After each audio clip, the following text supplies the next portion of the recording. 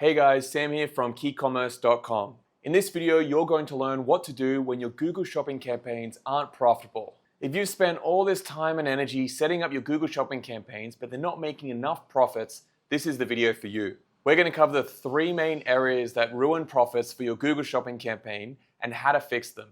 1. Problems in your Google Ads account. 2. Problems on your product page. And 3. Issues with your business economics. Many of the strategies that I'm going to go through in this video are also part of our free Google Shopping course. This is our free course that shows you everything you need to set up, optimize, and scale your Google Shopping campaigns to over 100K per month in sales. It's completely free. It's on our website. I'll leave a link to it down below. Let's get into the video. Okay, the first thing we need to do is confirm for you and your store what is profitable and what is not. We have a full tutorial on how to calculate your break-even ROAS and your profitability for your e-commerce store. Go and watch that video, calculate your break-even ROAS, and then come back to this one.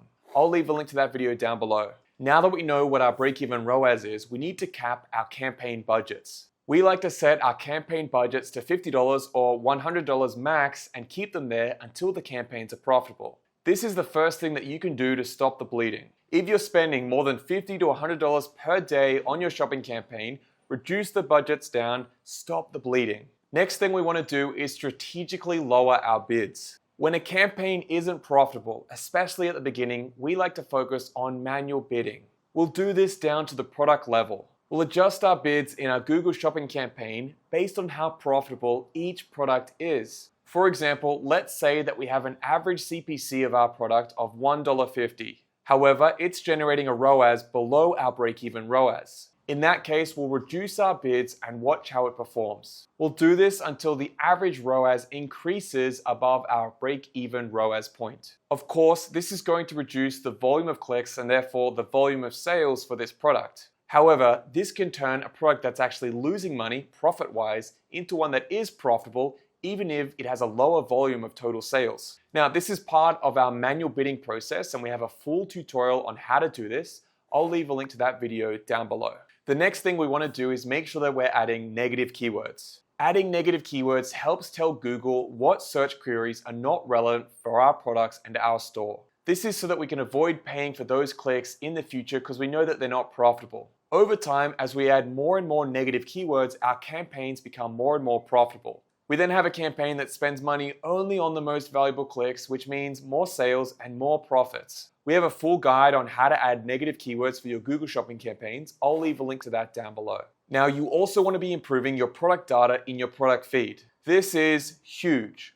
Google doesn't use keywords to find out who to show your products to. Google looks at your product data in your product feed and starts showing it to people it thinks could buy your products. It then watches who views your product, clicks, and then purchases to build up an audience of who to show your product to next. If you haven't optimized the product data in your product feed, you're really hurting yourself. You're not giving Google a nice head start in figuring out what your products are. It's trying to guess and just show to random people, which is going to cost you more money and reduce your profits for your Google Shopping campaign. Do yourself a favor and go through our full guide on optimizing the product data in your product feed for your Google Shopping campaigns. I'll leave a link to that tutorial down below. Lastly, for Google Ads, adding bidding adjustments. This is one of the last things you should do to improve profitability, but it's still worthwhile. Bidding adjustments are where you tell Google to bid differently for different searches based on time of day or location or demographics. It allows you to be much more granular with your bidding. But honestly, you should really focus on the other strategies before you focus on this one.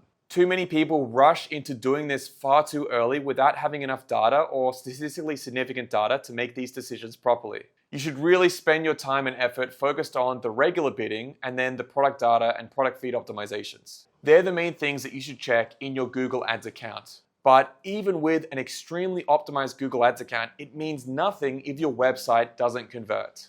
Let's look at that now. The conversion rate of your website makes all the difference. You're already paying for that traffic on Google Shopping. If you can convert more of that traffic without increasing your ad costs, you're going to make more sales and more profits. It's simple math. You should be constantly testing and improving your product pages and your store to convert more and more customers. This means having a store that looks fantastic, builds trust, and actually solves a problem for your customers. Here's a common problem that I see with e-commerce store owners. They spend all their time trying to optimize the Google Ads account when their product page looks like this. A basic page with a low quality image, a title, a basic description, and the price. Compare that to a product page like this. A product page that is engaging and clearly demonstrates how amazing this product is. This explodes off the page with social proof and walks through all the benefits and features of the product. This type of page is called a long-form product page. They convert way more than just a simple product listing page. When we implement these for our clients, we see conversion rates going to 3 to 10%. It's insane. Imagine increasing your conversion rate from 1 to 3%. You're now converting 3 times as many of your customers at the same ad cost. It's going to definitely increase your profits for your e-commerce store.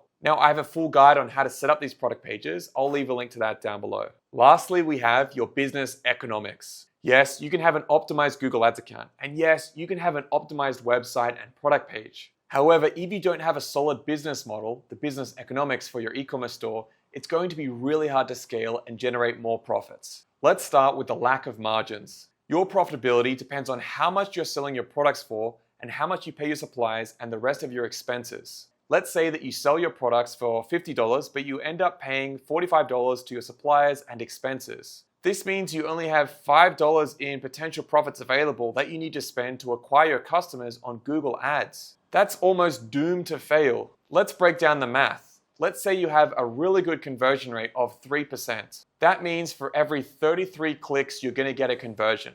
Well, with only $5 that we can spend to acquire a customer, that means 5 divided by 33 means we can only spend 15 cents per click. And that's just to break even.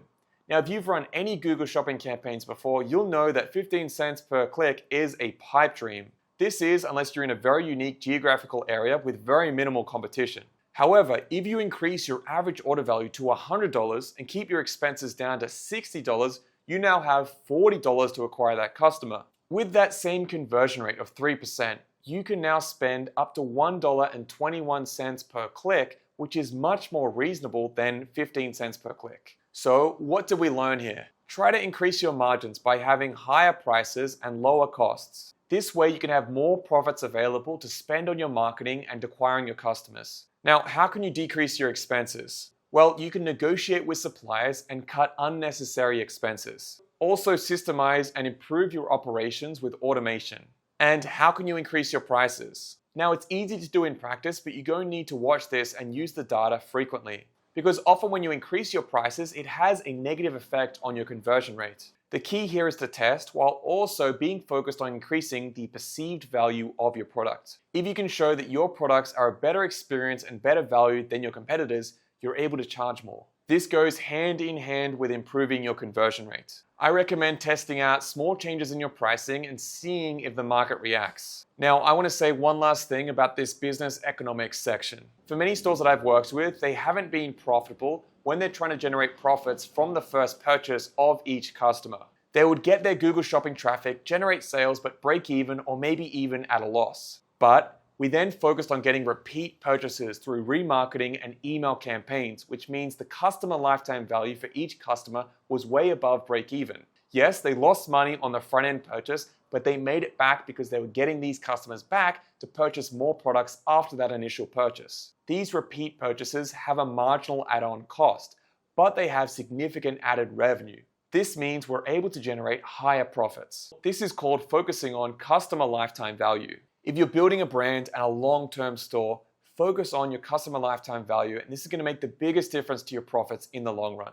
If you know that in the next 3 to 6 months, you're going to make more money from these repeat purchases, you're able to invest more into your Google Shopping campaigns, get more customers now because you know it's going to pay off down the track. And the stores that really win online are those that can spend the most to acquire a customer. Okay guys, so that's how we make our Google Shopping campaigns profitable. This video here is actually part of our free Google Shopping course. This course is completely free and it shows you everything you need to set up, optimize, and scale your shopping campaigns to over 100K per month.